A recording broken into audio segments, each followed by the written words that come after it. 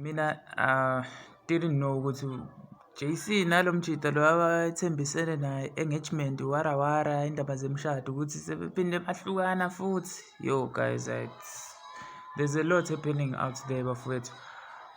So ngithola la udaba lika JC lo esimazi ngo-JC kahle kahle uKhaya Dladla usakaza kuGagasi FM ephinde futhi abe ngumlingisi lapha kulo kungana kwi-The Wire in The House of Zwide into kanjalo kodwa so nje abantu bayakwazi ukubekezela and bathule nje baqhube kodwa mabeshada benzana yonke lento ama-surprise lawo uthola ukuthi bakwenzela phakathi kwethu noma phambi kwethu but naye uKhaya Dladla-ke uye wayichazela nje wayisholo naye ukuthi no vele uyaconfirm ukuthi okay abasekho ndawonye nalo mjida wakaButhelezi abebephusha naye.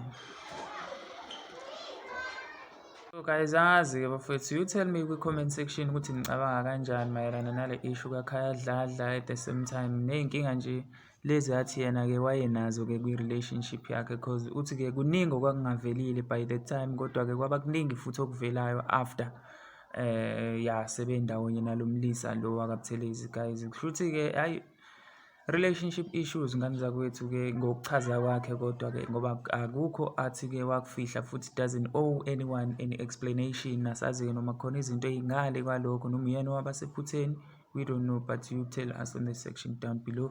Danko.